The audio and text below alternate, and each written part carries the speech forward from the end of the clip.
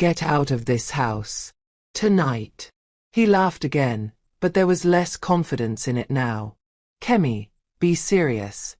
Where am I supposed to go? This is my house. You can't kick me out of my own property. Watch me. I walked to the front door and opened it wide, the evening air from Victoria Island flooding into our air-conditioned home. Get out. You're being dramatic, Chaik said, but he wasn't moving toward the door. Close that door and let's talk about this like adults. Maybe we can find a nice facility for your mother, somewhere with proper care.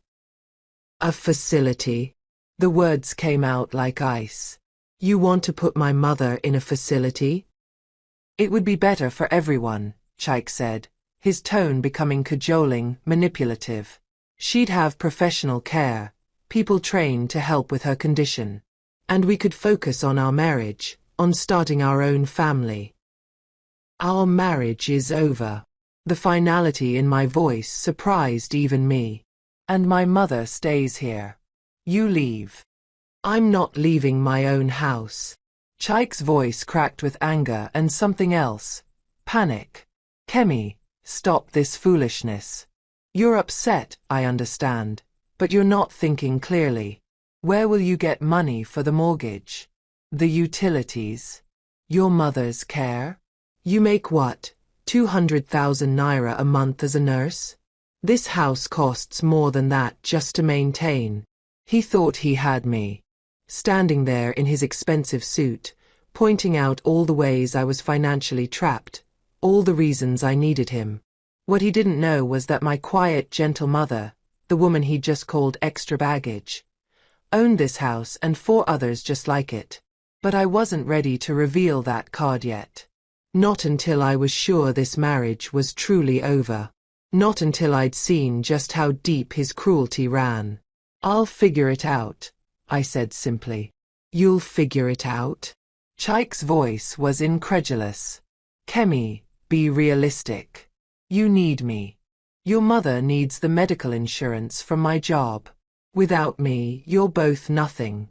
The word nothing hung in the air like a curse. My mother wheeled her chair closer to me, her hand reaching for mine. Kemi, please, she whispered. Don't fight with your husband because of me. I can call my sister in Ibadan. No. I squeezed her hand gently. You're not going anywhere, Mama. This is your home. I looked at Chaik. But you are. Tonight. I'm not leaving. Chaik's facade of control was cracking completely now. You can't make me. This is my house, my marriage, my life. I've invested 8 years in this relationship, and I'm not walking away because you want to choose your crippled mother over your husband. The word again. That word that made my blood boil. Then I'll leave, I said quietly. Mama and I will both leave. Tonight. For the first time, I saw real fear flash across Chaik's face. Kemi, wait. Let's not be hasty. Maybe we can work something out. There's nothing to work out. I was already mentally packing bags, planning our next move. You've shown me exactly who you are tonight. A man who kicks disabled people when they're down. A man who thinks money makes him God. A man who married me but never really accepted my family. Your family. Chaik's voice turned nasty again. What family? One woman in a wheelchair who can't contribute anything to society. That was it. The final straw. I walked to our bedroom and started pulling suitcases from the closet. Behind me, I could hear Chaik following, his voice becoming more desperate. Kemi, stop. You're overreacting. I was just frustrated after a long day at work. I didn't mean what I said about your mother. Yes, you did. I was throwing clothes into a bag now, not bothering to fold them. You meant every word. The only thing you regret is that I called your bluff. What bluff? Chaik grabbed my arm, spinning me around to face him. What are you talking about? I pulled free from his grip and continued packing. You thought I was trapped. Financially dependent. Nowhere to go with my baggage, mother. You thought wrong. Where could you possibly go? Chaik's voice was getting higher, more panicked. You don't have the money to take care of yourself, much less a disabled woman. You need me, Kemi. I zipped up the suitcase and wheeled it to the door. We'll see about that. As I helped my mother gather her things from her room, I could hear Chaik on the phone in the living room. His voice was angry, frustrated. Yes, she's actually leaving. I don't know where she thinks she's going. No, I'm not going after her. Let her see how hard it is out there. 30 minutes later, my mother and I were sitting in a taxi heading toward Lekki Phase 1, toward one of the properties Chaik had never known existed. As Lagos traffic crawled around us, my mother reached for my hand. Are you sure about this, Kemi? She asked softly. I squeezed her fingers and smiled. The first genuine smile I'd felt in months. I'm sure, Mama. It's time Chaik learned that the woman he called extra baggage owns more property than he's ever dreamed of. Don't forget to like, subscribe, and turn on notifications for more gripping stories like this. What do you think happens next? Comment below. The morning sun streaming through the floor-to-ceiling windows of our new Lekki home should have felt like freedom, but all I could feel was the weight of 8 years crashing down on my shoulders. I sat at the granite kitchen counter, staring at my phone where 17 missed calls from Chaik blinked accusingly at me. He'd started calling at 5 a.m. My mother wheeled herself into the kitchen, already dressed in her favorite blue ochre wrapper, her silver hair neatly braided. Despite everything that had happened last night, she looked more peaceful than I'd seen her in months. Good morning, my daughter, she said softly, maneuvering her wheelchair to the accessible counter space I'd had installed in this house 3 years ago. Back when I still believed my marriage might work, when I thought we might need a backup plan. Morning, Mama. I kissed her forehead. How did you sleep? Better than I have in years, she admitted, then caught herself. I'm sorry, Kemi. I don't mean to sound happy about your marriage troubles. I poured her tea, the special ginger blend that helped with her circulation. Mama, last night wasn't about marriage troubles. Last night was about discovering that the man I married is capable of kicking a disabled woman and calling her extra baggage. The phone buzzed again. Chaik's name flashed on the screen, followed immediately by a text message. Kemi, this is ridiculous. Come home. We can talk like civilized people. I turned the phone face down on the counter. He's been calling all morning, my mother observed quietly. Let him call. I was surprised by how steady my voice sounded. Yesterday, he told me I had nowhere to go. Today, he's about to find out how wrong he was. My mother studied my face carefully. You're not planning to tell him about the properties yet? Not yet. I moved to the window, looking out at the manicured gardens of this Lekki estate. Each house here cost more than Chaik made in 3 years, and my mother owned this one outright, along with 3 others in prime Lagos locations. I want to see how far he'll go first. How cruel he's willing to be when he thinks we're helpless. The irony wasn't lost on me. For 3 years, my mother had been living in Chaik's house while owning properties worth more than everything he'd ever accumulated. She'd done it for me, because she knew how important it was for a Nigerian man to feel like the provider in his home. She'd played the role of dependent relative while quietly collecting rent from tenants across Lagos. The properties were supposed to be your inheritance, my mother said softly. For when I'm gone. I never intended for you to need them while I'm still here. I know, Mama. I sat back down beside her. But maybe it's time to stop pretending to be less than we are just to protect someone else's ego. My phone rang again. This time it wasn't Chaik. It was my best friend Funk, calling from her medical practice in Ikeja. Kemi. Girl, what happened? Emeka's wife just called me saying Chaik showed up at their house at midnight looking like a madman, asking if they'd seen you. I put the phone on speaker so my mother could hear. We left him, Funk. Left him. What do you mean left him? Like, divorce left him. He called my mother a crippled woman and extra baggage. Said she was taking up space in his house. Then he told me to put her in a facility. The silence on the other end of the line stretched so long I thought the call had dropped. Funk. I'm here. Her voice was tight with anger. He said, what about Mama Adunni? You heard me right. That bastard. Funk's language was usually more refined, but she'd known my mother since we were university students. She understood what this woman meant to me. Where are you staying? Do you need money? A place to live. We're fine, I said, catching my mother's knowing smile. We have somewhere to stay. Good. Don't you dare go back to that man, Kemi. Anyone who would treat Mama Adunni like that. She trailed off, too angry to finish the sentence.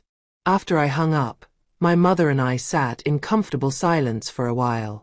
The house around us was fully furnished. I'd been preparing it for months without really admitting to myself why. Deep down, I think I'd known this day was coming. You've been planning this, my mother said, as if reading my thoughts. Not planning exactly. Just preparing.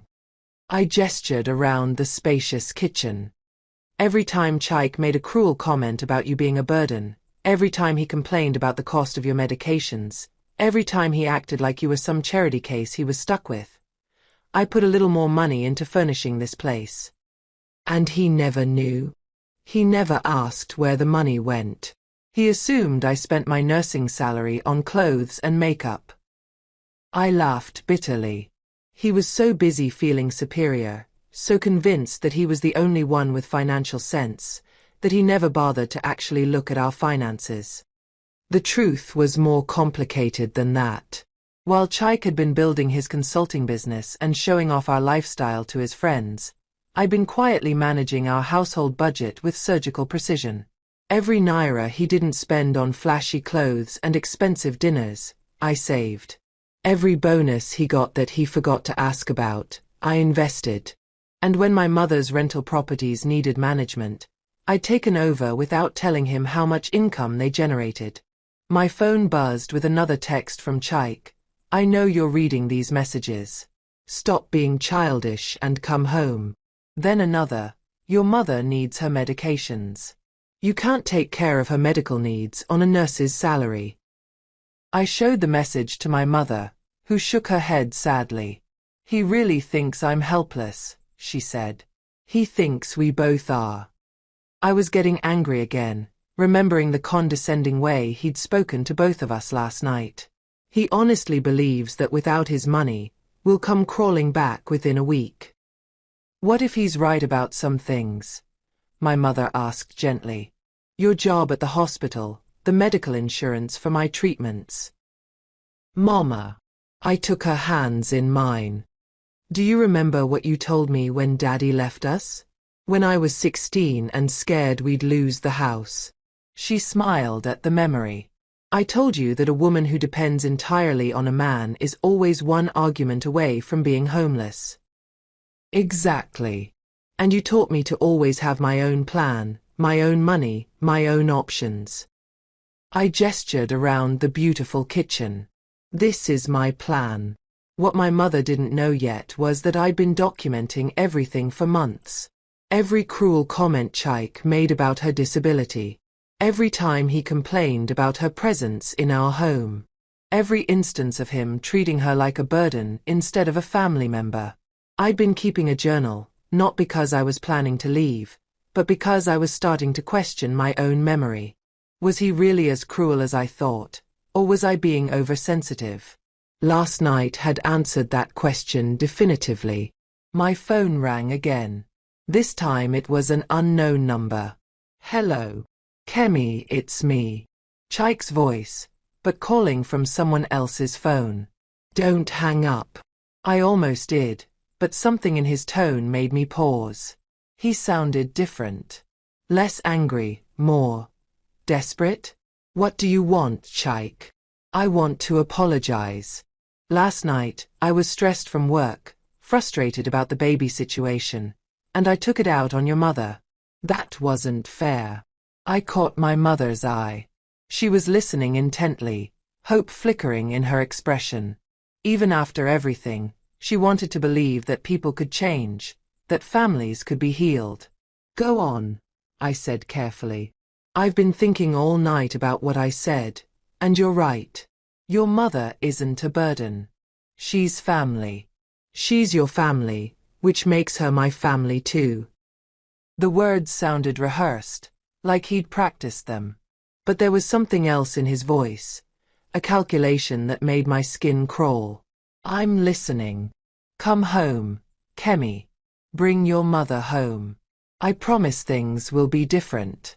I'll be more patient, more understanding. We can even look into getting better accessibility features for the house, making things easier for her. Accessibility features. I repeated the words slowly. Like what? I don't know, ramps. Special bathroom equipment? Whatever she needs. Money isn't an object when it comes to family. My mother was watching my face carefully, trying to read my expression. I could see the hope in her eyes warring with caution. That's very generous, Chaik. But I have a question. Anything. If money isn't an object when it comes to family, why did you spend 8 years complaining about the cost of my mother's medications? Why did you make her feel guilty every time she needed physical therapy? Silence on the other end of the line. Chaik. I was being selfish. I see that now. Last night, when you left, I realized how much your mother means to you. How much she means to our family. Our family. I repeated his words again. Yesterday she was extra baggage taking up space. Today she's family. What changed overnight? I changed, he said quickly. Sometimes it takes losing something to realize how much it means to you. I almost laughed out loud. He thought this was about him losing me. He had no idea that the woman he'd called crippled and useless owned the very ground his precious Victoria Island house sat on, literally. My mother was the landlord for half the street, including the plot where our matrimonial home had been built. I need time to think, I said finally. How much time? The desperation was creeping back into his voice. I don't know. Maybe a week. Maybe longer. A week. His voice cracked. Kemi, be reasonable. People are already asking questions. My colleagues, my business partners. They know something's wrong when my wife and her mother suddenly disappear. And there it was. The real reason for his sudden change of heart. Not guilt, not love, not family feeling. Image. Reputation. The fear that his carefully constructed facade of the successful family man was crumbling. Let them ask questions, I said coolly. You don't understand. I have deals pending, contracts that depend on my credibility. If people think my family life is unstable, then maybe you should have thought about that before you called my mother extra baggage. I hung up before he could respond. My mother was quiet for a long moment. When she finally spoke, her voice was sad but resigned. He's not really sorry, is he? No, Mama. He's scared. There's a difference. The morning sun had fully risen now, flooding our new kitchen with golden light. In a few hours, I would need to call the hospital and explain why I wouldn't be coming in today. I would need to start the process of officially separating my life from Chaik's. But for now, I just wanted to sit in this beautiful, peaceful house with my mother and remember what it felt like to breathe freely. Kemi, my mother said softly, there's something I need to tell you about the properties. I looked at her, sensing the serious tone in her voice. The house we just left, the one Chaik thinks he owns on Victoria Island? Yes. I own the land it's built on. The lease is in his name, but the freehold belongs to me. The room seemed to tilt sideways as her words sank in. What? When you told me you were getting married, I wanted to make sure you'd always have security. So I bought the land and let him build on it. The lease agreement gives him rights for 50 years, but only as long as he remains married to my daughter. I stared at her in shock. Mama, are you telling me that if we get divorced, the house reverts to me, along with everything built on the land? For the first time since last night, I started to laugh. Real, genuine laughter that bubbled up from my chest and filled the kitchen with sound. Chaik thought he held all the cards. He thought he had all the power because he paid the bills and earned the bigger salary. He had no idea that the woman he'd kicked out of his house actually owned it. Don't forget to like, subscribe, and turn on notifications for more gripping stories like this. What do you think happens when Chaik discovers the truth? Comment below. 3 days had passed since we left Chaik's house. Or rather, since we left my mother's house where Chaik had been living. The irony still made me smile every morning when I woke up in our Lekki sanctuary. But today, that smile faded quickly when I saw the convoy of cars pulling up to our gate. I was watering the plants on our front terrace when I spotted them. Chaik's black Mercedes leading a procession that included his business partner Emeka's Range Rover, his older brother Namdi's Toyota, and a car I didn't recognize. Through the tinted windows, I could make out several figures in traditional Agbada robes. Mama, I called, setting down the watering can and rushing inside. They're here. My mother looked up from her morning crossword puzzle, completely calm. How many of them? At least 6 men. Maybe more. I was peering through the curtains now, watching as they arranged themselves into what looked like a formal delegation. They're all dressed up like they're going to a traditional marriage ceremony. Ah. My mother wheeled her chair to the window and looked out with the detached interest of someone watching a movie. He's brought the elders. In Igbo culture, when a man has seriously offended his wife's family, the traditional response is to gather respected elders and come asking for forgiveness. It's an old ritual that shows humility and respect. Under normal circumstances, it would have been the right thing to do. But these weren't normal circumstances.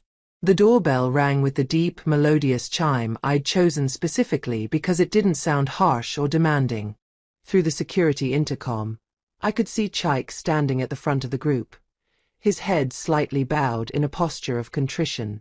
Behind him, the older men looked serious and dignified.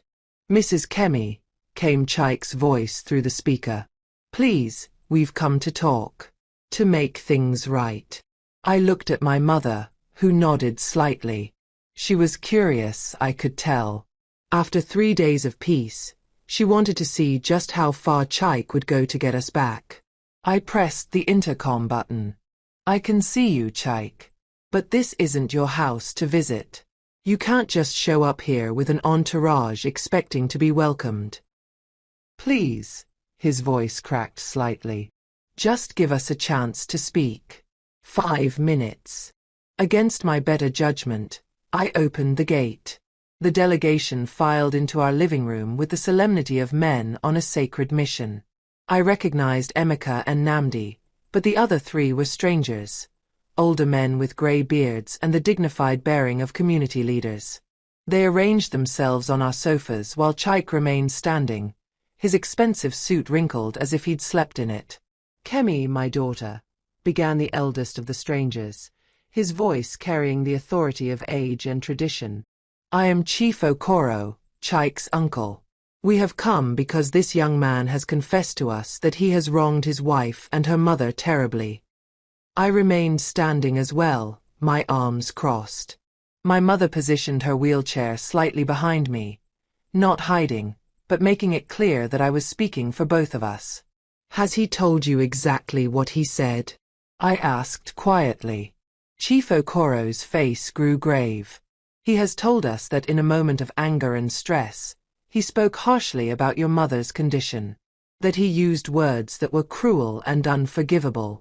Cruel and unforgivable, I repeated. Is that what he told you he said? The men exchanged glances. Clearly, Chaik had given them a sanitized version of events. Chaik, I said, turning to face my husband directly.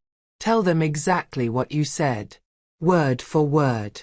His face went pale. Kemi, please. I've already explained. No, you haven't.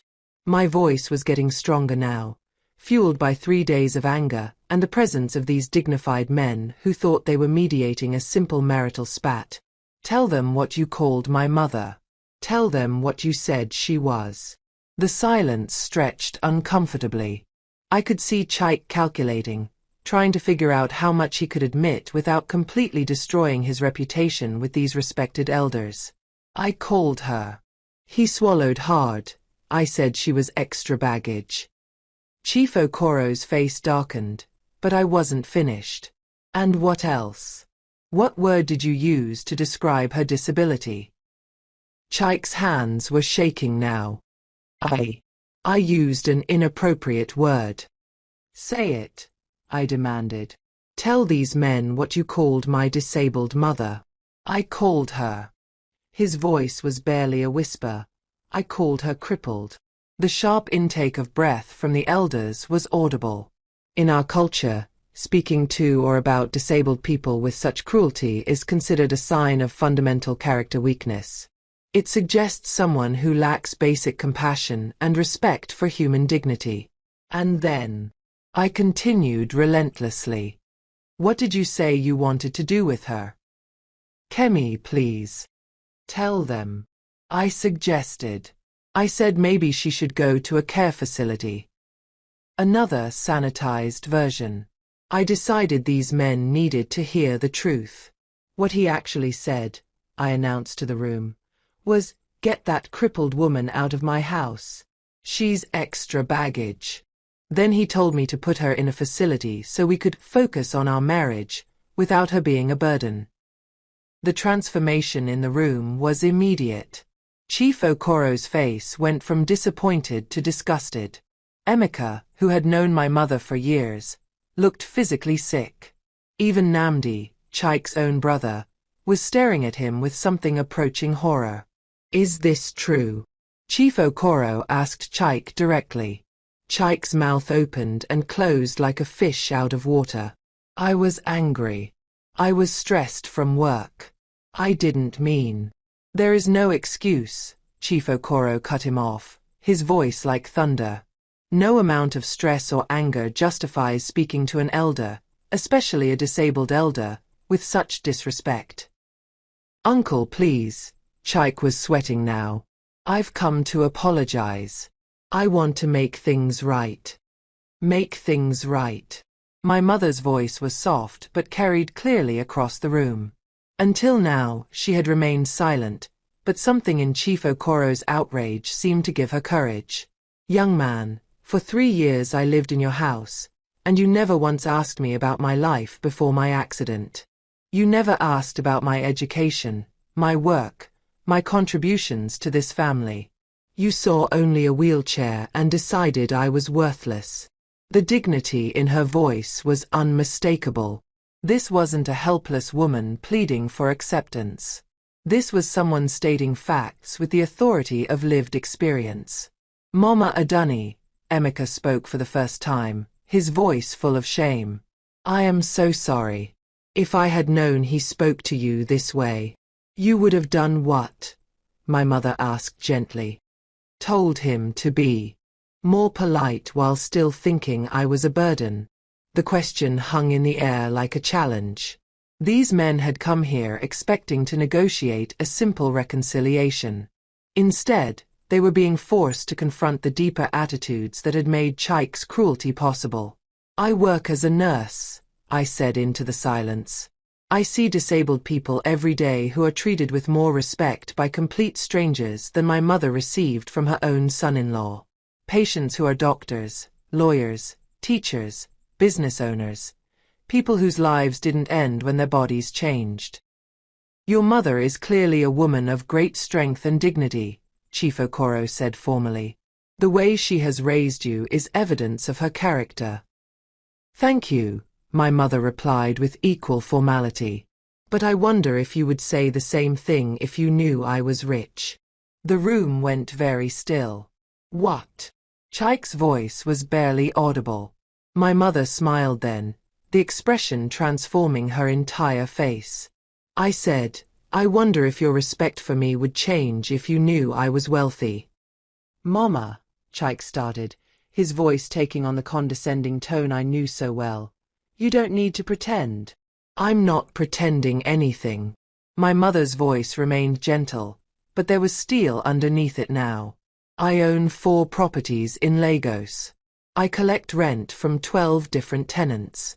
I have investments that generate more income in a month than most people see in a year. The silence was deafening. That's impossible, Namdi said finally. You're disabled. You've been living in my brother's house for 3 years. I've been living in my daughter's marital home, my mother corrected calmly. There's a difference. And my disability affects my legs, not my mind or my business sense. I watched Chaik's face as understanding began to dawn. The color drained from his cheeks as he started doing calculations in his head. If my mother was wealthy, why had she been living with us? Why had she never mentioned money when he complained about expenses? The house you've been living in, my mother continued conversationally, the one you consider yours? I own the land it sits on. This time, Chaik actually staggered backward. What did you say? The freehold title to the plot on Victoria Island. It's in my name. Has been for 8 years, since before you and Kemi got married. But I built that house, Chaik whispered. I took out loans, I paid contractors.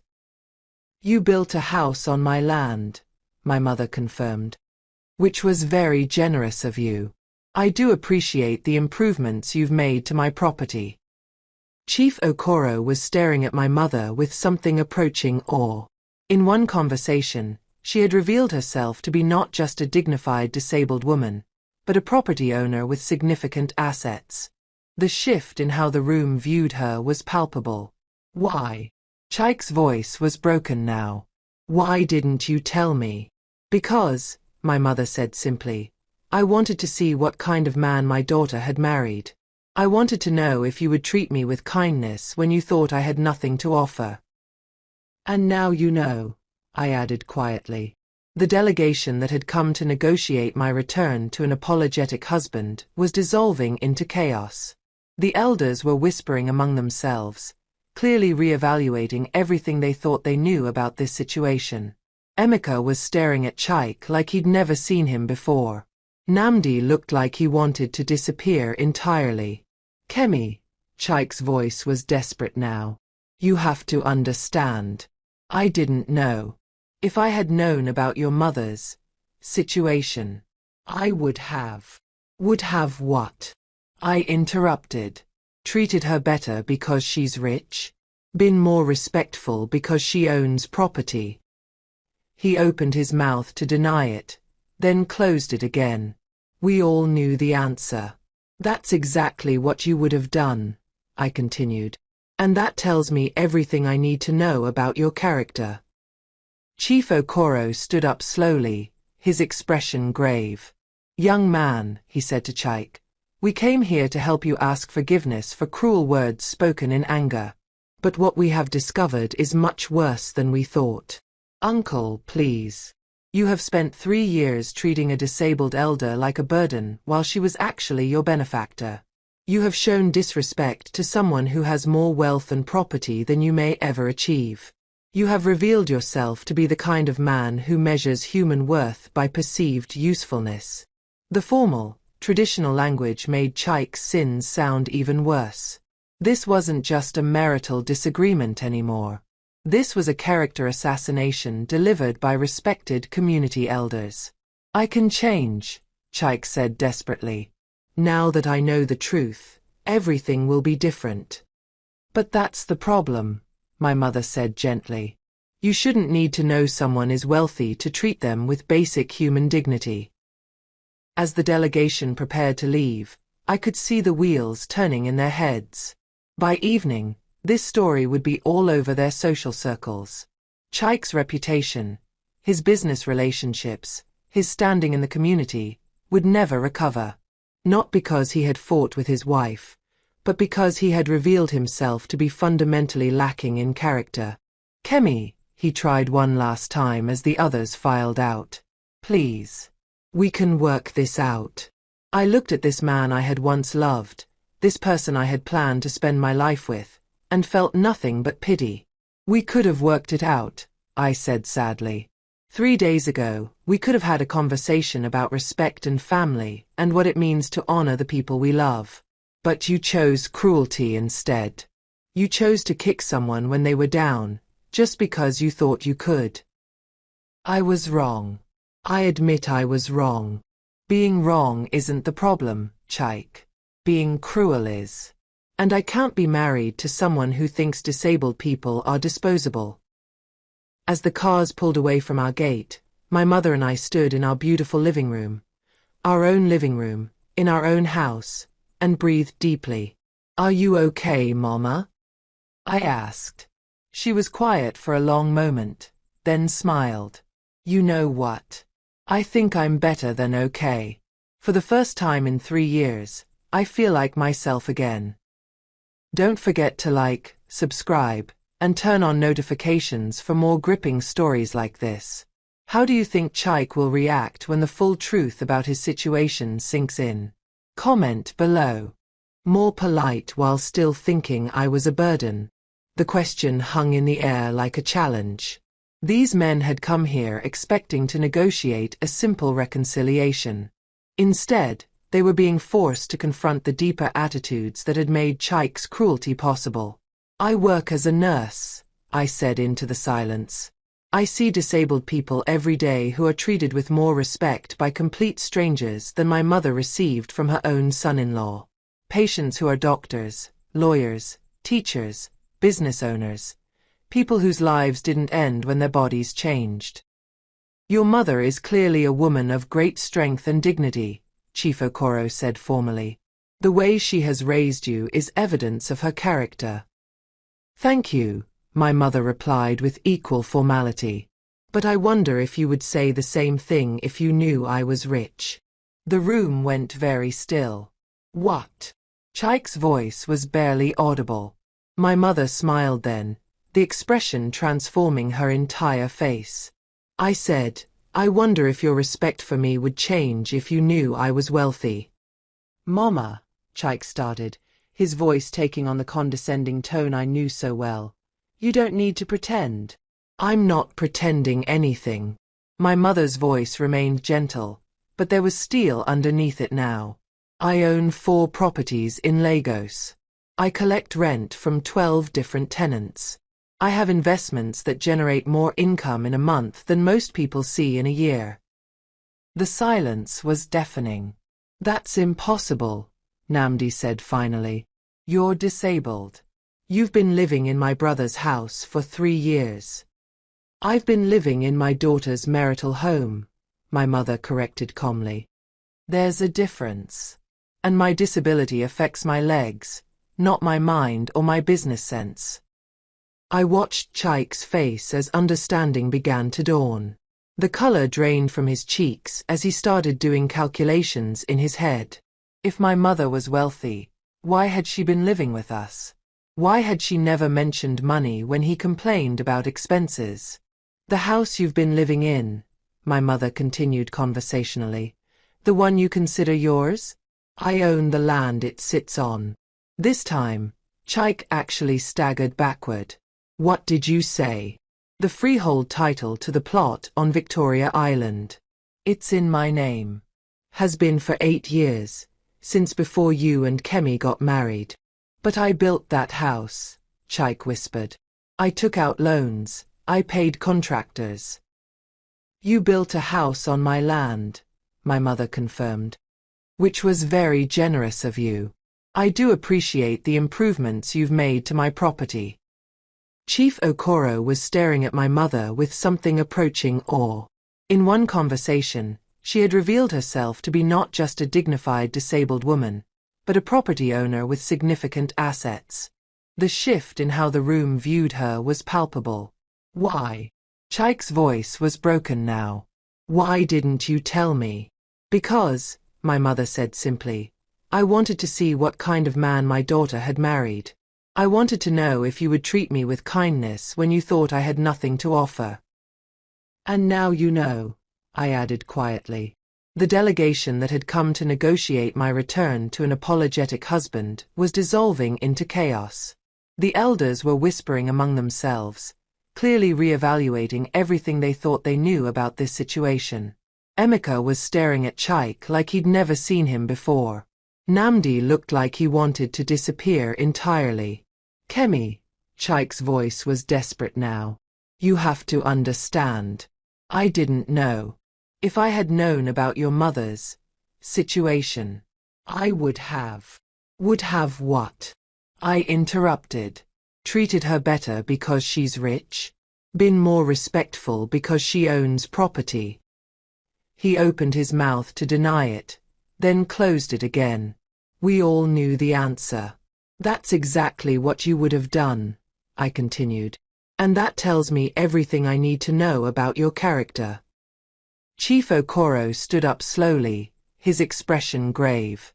Young man, he said to Chaik, we came here to help you ask forgiveness for cruel words spoken in anger. But what we have discovered is much worse than we thought. Uncle, please. You have spent 3 years treating a disabled elder like a burden while she was actually your benefactor. You have shown disrespect to someone who has more wealth and property than you may ever achieve. You have revealed yourself to be the kind of man who measures human worth by perceived usefulness. The formal, traditional language made Chaik's sins sound even worse. This wasn't just a marital disagreement anymore. This was a character assassination delivered by respected community elders. I can change, Chaik said desperately. Now that I know the truth, everything will be different. But that's the problem, my mother said gently. You shouldn't need to know someone is wealthy to treat them with basic human dignity. As the delegation prepared to leave, I could see the wheels turning in their heads. By evening, this story would be all over their social circles. Chaik's reputation, his business relationships, his standing in the community, would never recover. Not because he had fought with his wife, but because he had revealed himself to be fundamentally lacking in character. Kemi, he tried one last time as the others filed out. Please. We can work this out. I looked at this man I had once loved, this person I had planned to spend my life with, and felt nothing but pity. We could have worked it out, I said sadly. 3 days ago, we could have had a conversation about respect and family and what it means to honor the people we love. But you chose cruelty instead. You chose to kick someone when they were down, just because you thought you could. I was wrong. I admit I was wrong. Being wrong isn't the problem, Chaik. Being cruel is. And I can't be married to someone who thinks disabled people are disposable. As the cars pulled away from our gate, my mother and I stood in our beautiful living room, our own living room, in our own house, and breathed deeply. Are you okay, Mama? I asked. She was quiet for a long moment, then smiled. You know what? I think I'm better than okay. For the first time in 3 years, I feel like myself again. Don't forget to like, subscribe, and turn on notifications for more gripping stories like this. How do you think Chaik will react when the full truth about his situation sinks in? Comment below. The phone rang at 6:47 a.m., jolting me from the first peaceful sleep I'd had in years. My mother and I had stayed up late the night before, talking and laughing like we used to when I was younger, before marriage, before the weight of trying to keep everyone happy had settled on my shoulders. For the first time in 3 years, I'd fallen asleep without worrying about whether I'd said or done something to upset Chaik. But the caller ID made my stomach clench. Chaik Mobile. I almost let it go to voicemail, but something made me answer. Maybe it was curiosity. Maybe it was the need to hear just how much his world had shifted overnight. What do you want, Chaik? Kemi, thank God. His voice was ragged, like he'd been awake all night. I need to talk to you. Face to face. Please. We talked yesterday. With witnesses. That wasn't really talking. That was you and your mother putting on some kind of performance for the elders. Performance. Even now, even after everything that had been revealed, he thought my mother's dignity and strength were an act. My mother doesn't perform, Chaik.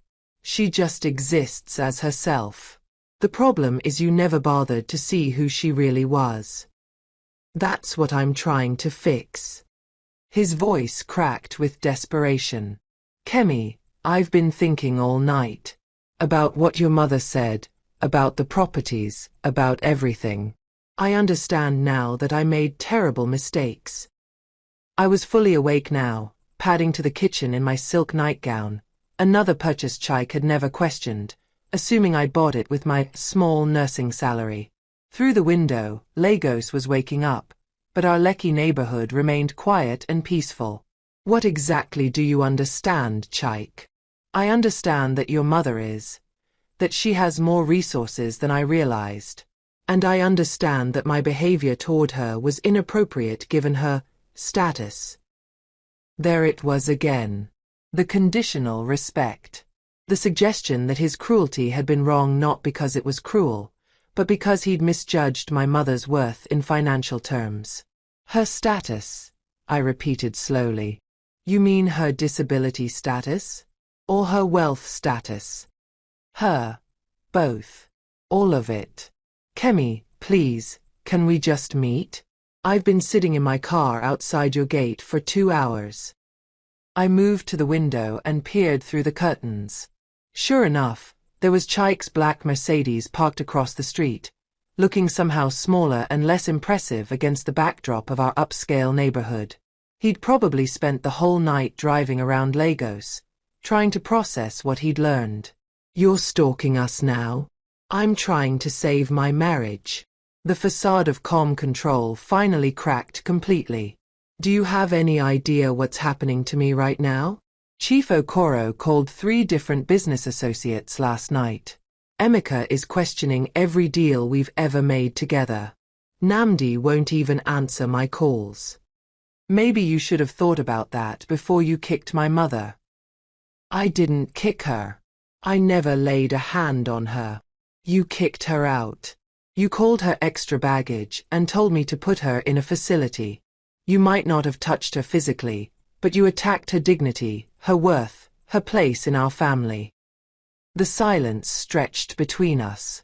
I could hear traffic starting to build on the Lekki Ape Expressway in the distance, the city coming alive while my marriage died in real time.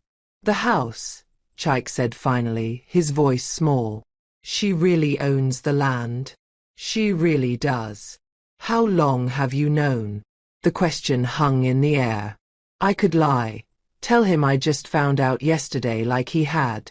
But I was tired of protecting his feelings, tired of managing his ego, tired of making myself smaller so he could feel bigger. I've always known Chaik. She bought the land as a wedding gift to us. To me, specifically. She wanted to make sure I'd always have security. A wedding gift. His voice was hollow now. 8 years. For 8 years I've been paying mortgage on a house built on land that belongs to my mother-in-law. Technically, you've been paying for the building materials and construction. The land was free.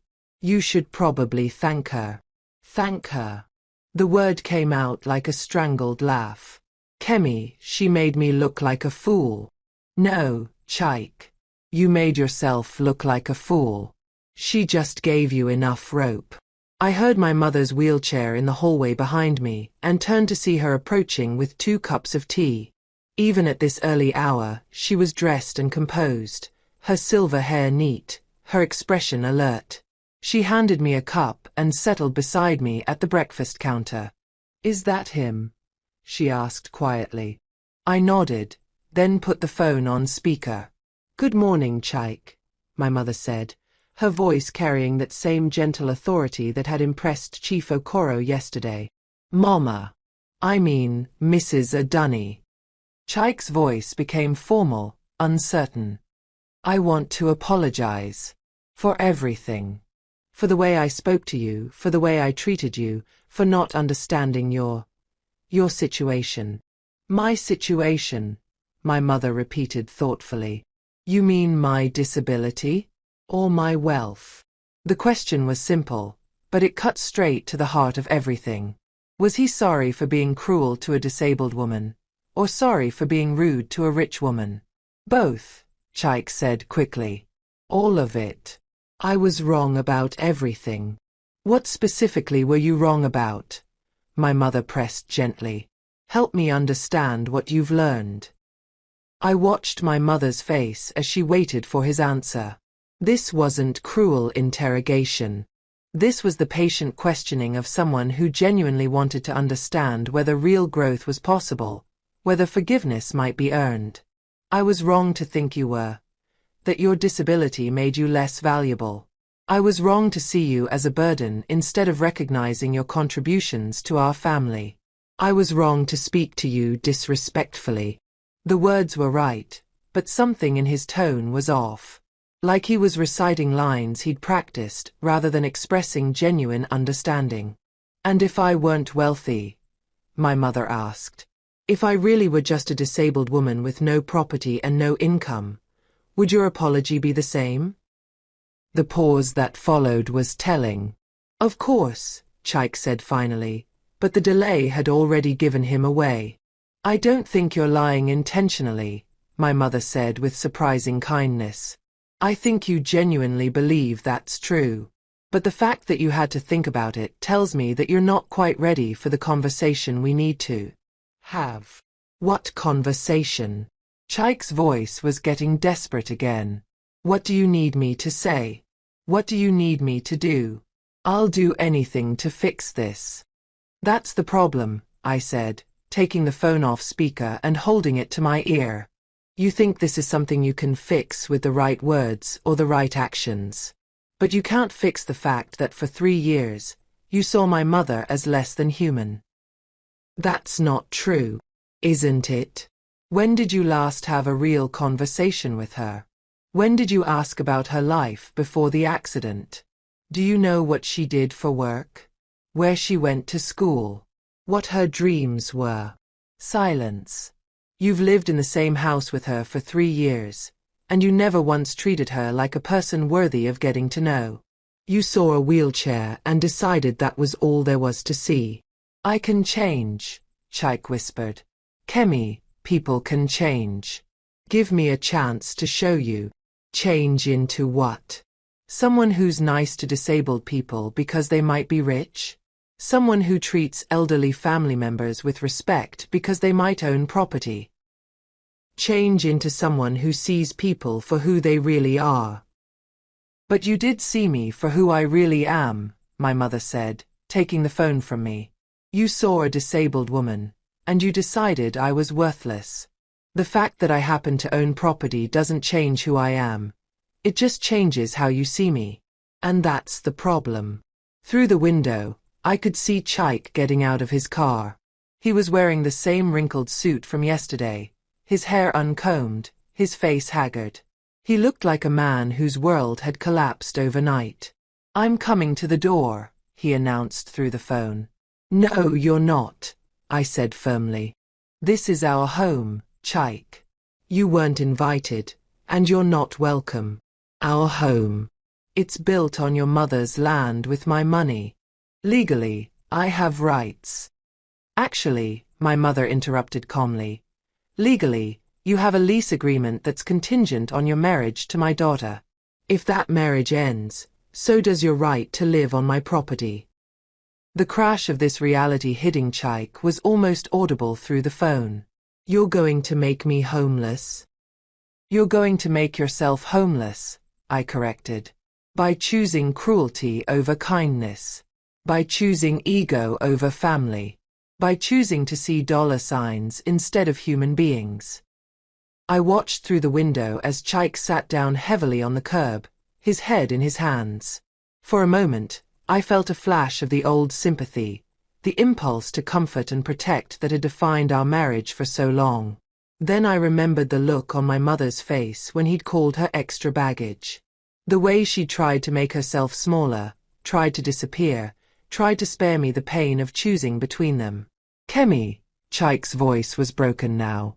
What do you want from me? Tell me what to do, and I'll do it. I want you to understand that this isn't about what you do now. This is about who you've shown yourself to be. For 3 years, you had the opportunity to treat my mother with love and respect. For 3 years, you chose not to. But I can choose differently now. Can you? Or can you just choose to be more careful about who you're cruel to? The question hung between us like a bridge neither of us could cross. Because that was really what this came down to. Not whether Chaik could apologize or make amends, but whether he could fundamentally change the part of himself that measured human worth by utility and status. I need time to think, I said finally. How much time? I don't know. Maybe weeks. Maybe months. Months. His voice cracked. Kemi, what am I supposed to do for months? Where am I supposed to live? That's not my problem anymore, Chaik. You're a grown man with a business and income. Figure it out. But the house is built on my mother's land, and my mother gets to decide who lives there. I hung up before he could respond, then turned off my phone entirely. Outside, I could see Chaik still sitting on the curb, staring at his own phone like it might somehow change the reality of his situation. Are you okay, my daughter? My mother asked softly. I considered the question. Yesterday I had been married to a successful businessman, living in a beautiful house, trying to start a family. Today I was separated, homeless, technically, and facing the dissolution of everything I'd built over the past 8 years. But sitting in this peaceful kitchen with my mother, drinking tea and watching the sunrise, I felt something I hadn't experienced in years. Freedom. I think I'm more than okay, Mama. I think I'm finally free. Don't forget to like, subscribe, and turn on notifications for more gripping stories like this. What do you think Chaik will do next when he realizes the full extent of his predicament? Comment below.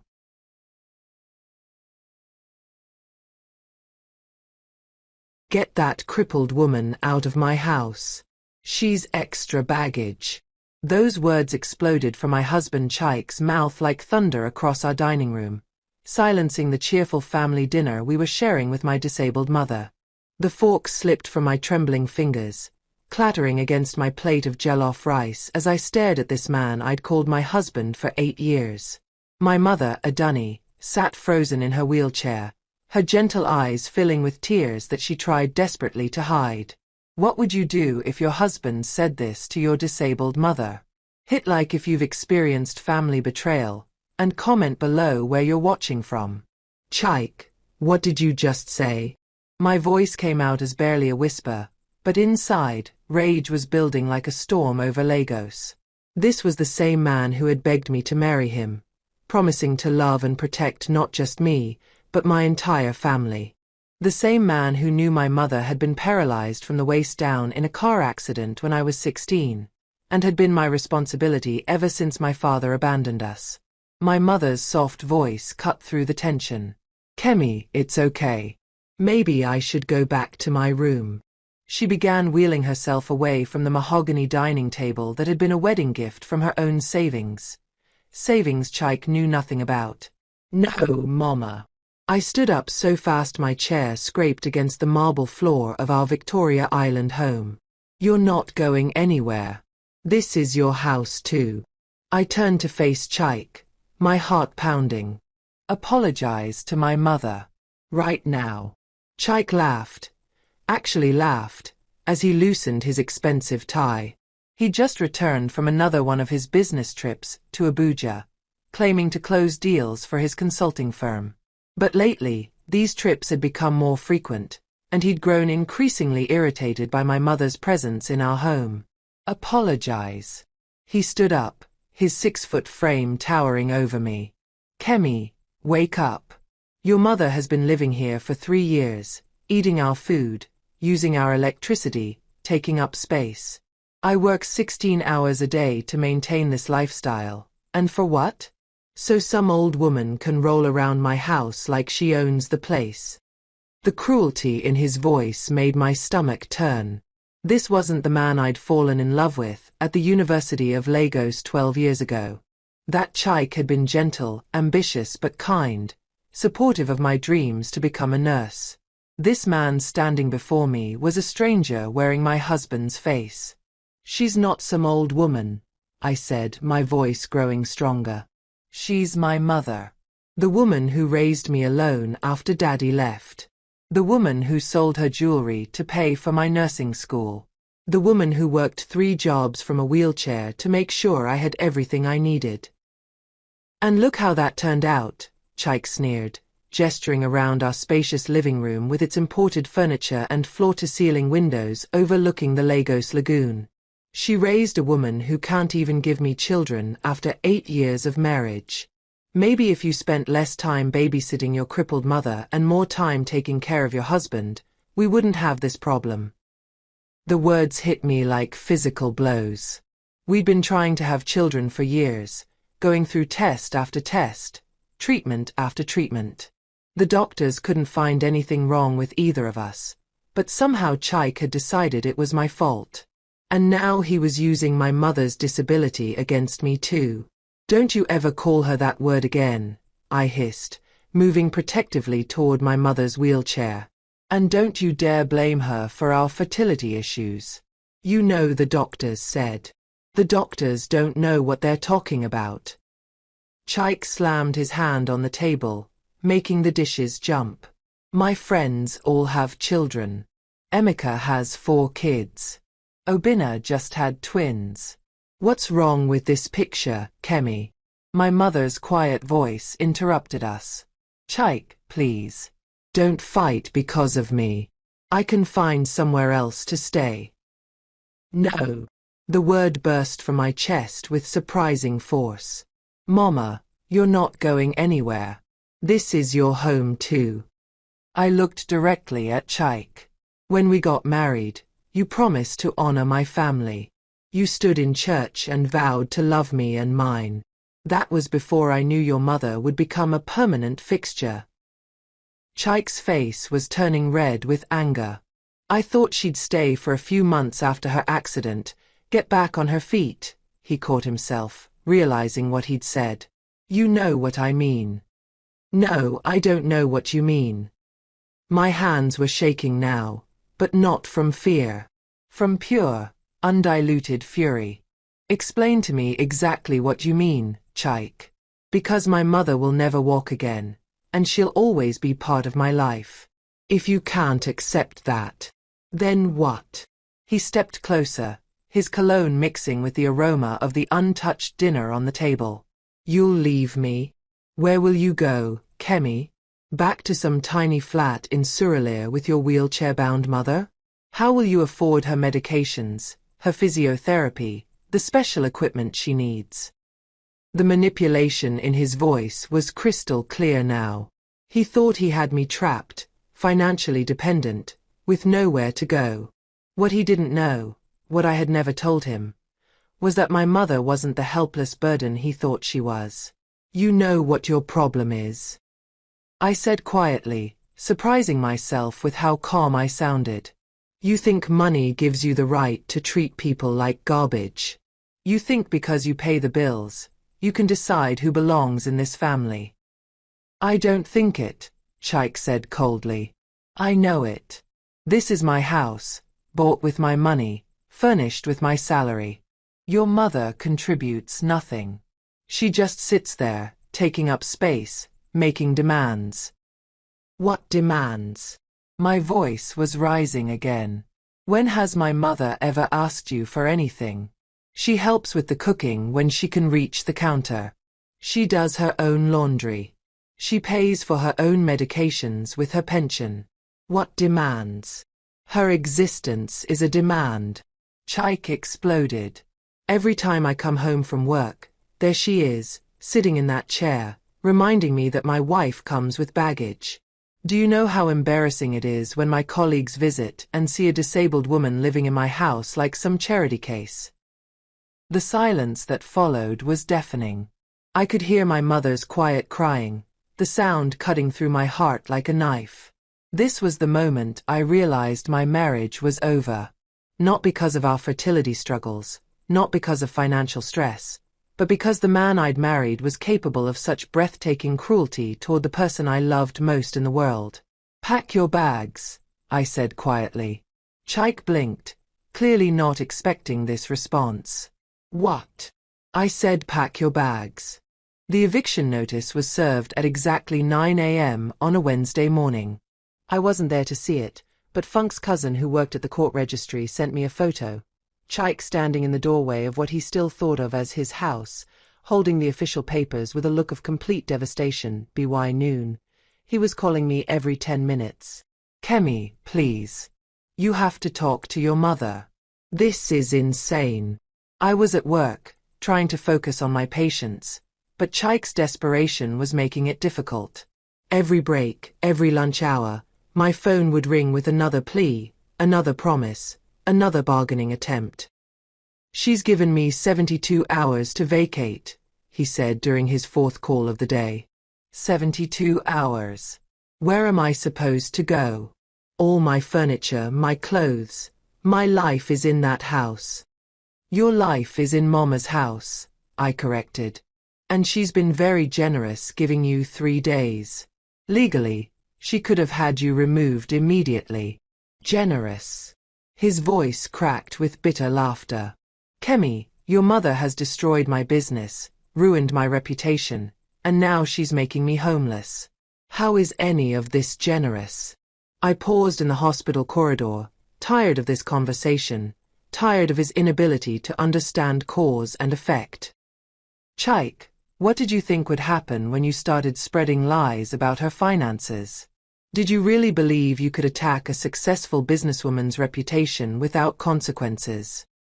"I didn't know she was a successful businesswoman." "Because you never bothered to find out. For 3 years, you lived with her and never once asked about her life, her interests, her capabilities. You saw only what you wanted to see."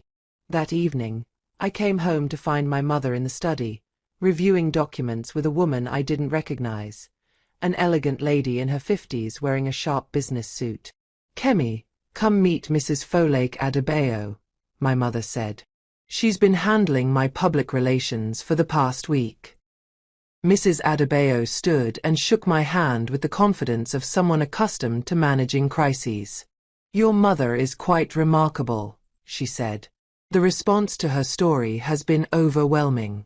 3 universities want to give her honorary degrees. The Lagos Chamber of Commerce wants her to speak at their annual conference. CNN Africa is sending a crew next week." I stared at my mother, who was trying to hide a proud smile. "CNN. It seems the story has gone international," my mother said modestly. "Disabled African woman builds business empire, then has to defend herself against ungrateful son-in-law. It's apparently quite compelling." My phone buzzed with a text from Chaik. "CNN? Are you serious? This has gone too far." I showed the message to my mother, who shook her head sadly. "Even now, he thinks this is about revenge instead of recognition," she said. "He still doesn't understand that successful disabled people exist, that we're not hiding in shame waiting for someone to rescue us." Mrs. Adebayo gathered her papers. "I'll leave you two to talk. Mrs. Ogbonna, the interview schedule is on your desk. And remember, the Forbes Africa photographer will be here tomorrow at 2 p.m. Forbes Africa. I felt like I was learning about my mother all over again. "They're doing a feature on unconventional wealth builders," my mother explained. "Apparently, I qualify." After Mrs. Adebayo left, we sat together in the garden as the sun set over Lekki. The peace I'd found here felt almost surreal compared to the chaos Chaik was experiencing. "Mama, are you enjoying this?" I asked honestly. She considered the question carefully. I'm enjoying being seen for who I really am instead of what people assume about me. For 3 years, I pretended to be helpless to make your marriage easier. Now I'm remembering what it feels like to be myself. And Chaik is learning that actions have consequences. But more importantly, Lagos is learning that disabled people are full human beings with complex lives, significant achievements, and the right to defend ourselves when attacked. My phone rang again. This time it wasn't Chaik. It was Chief Okoro. Good evening, my daughter. His voice was formal but kind. I'm calling to apologize to you and your mother. Chief, you don't need to. Yes, I do. When we came to your house that day, I thought we were mediating a simple marital dispute. I had no idea we were witnessing the abuse of one of Lagos's most successful businesswomen. I put the phone on speaker so my mother could hear. I've been reading about your mother's achievements, Chief Okoro continued. 17 properties, partnerships with major development companies, significant bank holdings. And that boy treated her like a burden. Yes, sir. It's a disgrace. I want you to know that the elders who came with me that day are deeply ashamed.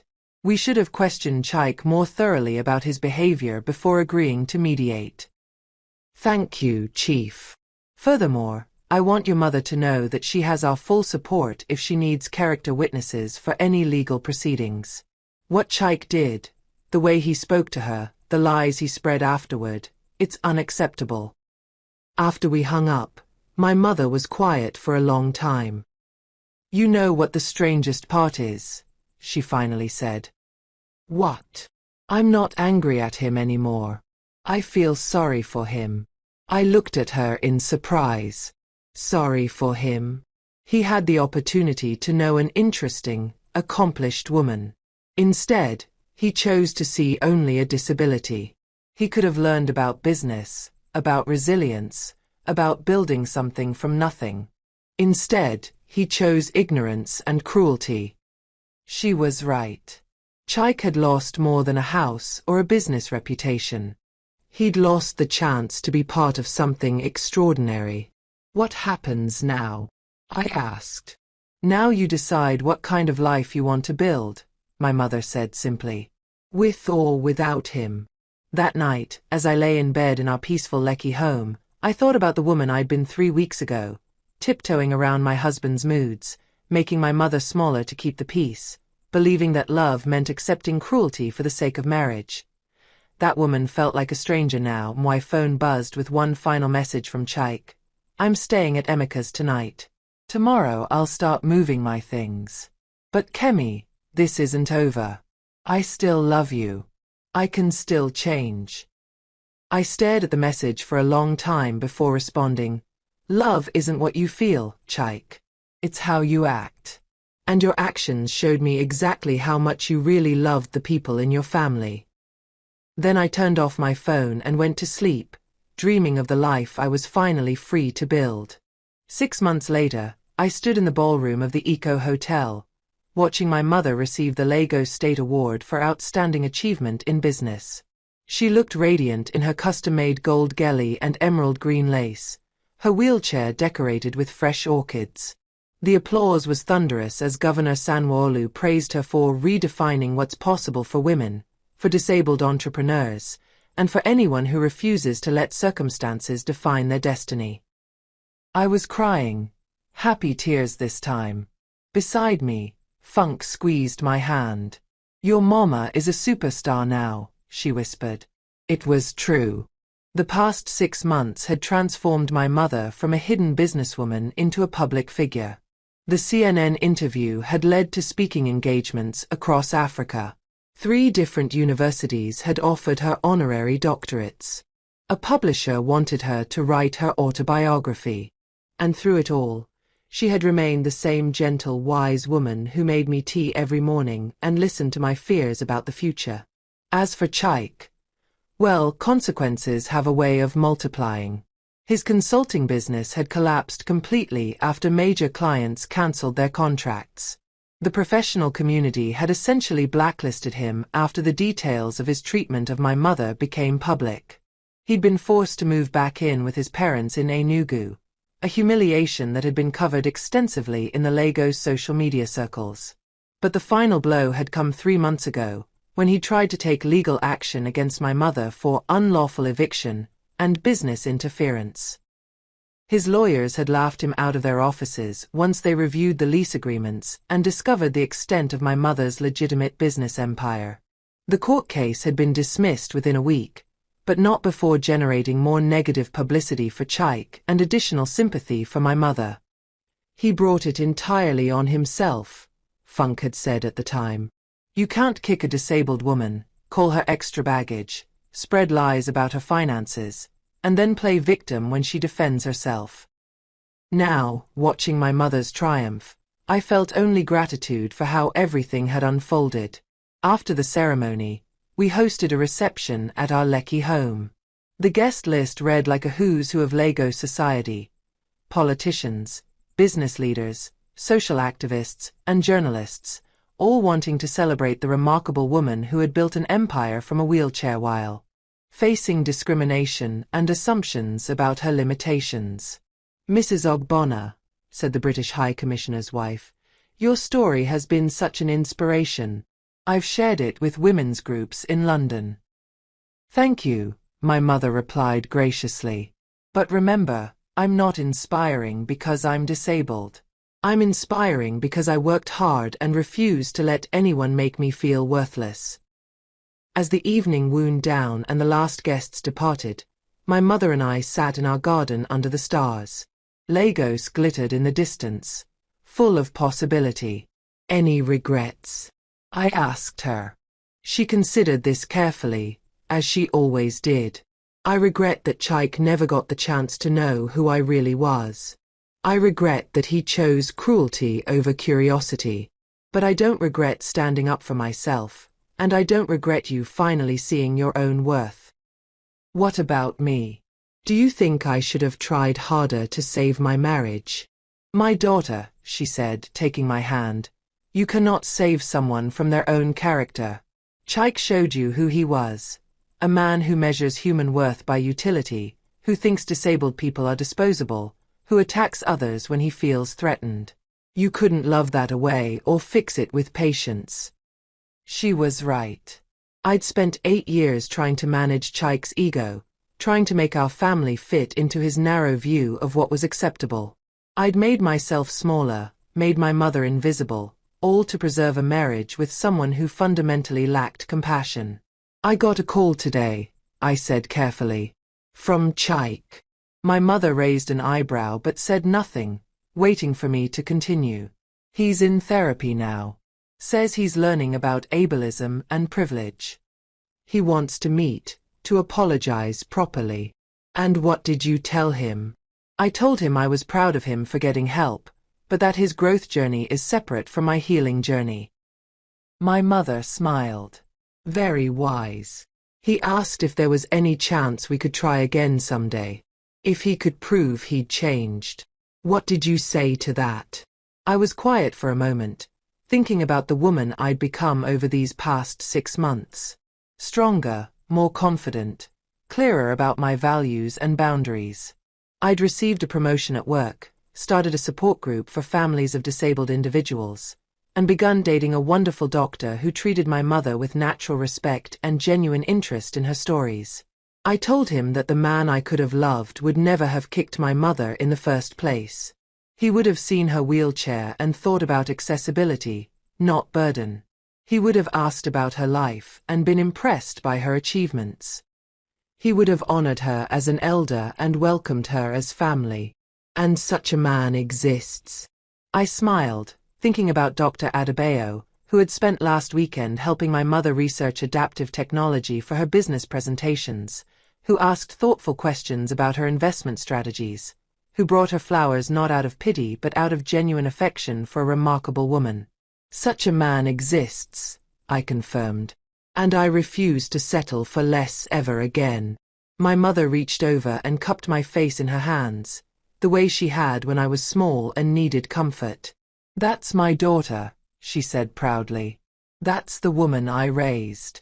Strong enough to demand respect, wise enough to recognize love, and brave enough to walk away from anything that doesn't serve her highest good.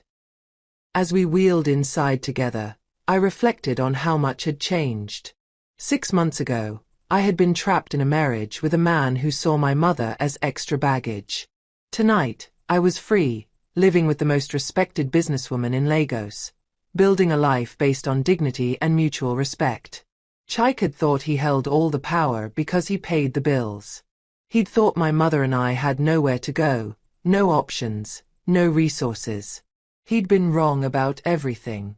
The woman he'd called crippled extra baggage now graced magazine covers and gave keynote speeches about turning obstacles into opportunities. The wife he'd thought was financially trapped now owned property worth more than his entire net worth. The family he'd tried to break apart had emerged stronger, more united, and more successful than ever. Sometimes the people we underestimate turn out to be exactly the ones we should have been learning from all along. And sometimes, the greatest gift someone can give you is showing you exactly who they are, so you can choose whether that's someone you want in your life. As I fell asleep that night in our beautiful home, surrounded by love and respect and infinite possibility, I whispered a prayer of gratitude. Not for the wealth or the recognition or even the justice, but for the freedom to finally be myself, completely and unapologetically, with no one expecting me to make myself smaller for their comfort. That, it turned out, was worth everything. The end. Don't forget to like, subscribe, and turn on notifications for more gripping stories like this. What did you think of Mama Adunni's ultimate victory? Comment below and let us know which moment was your favorite.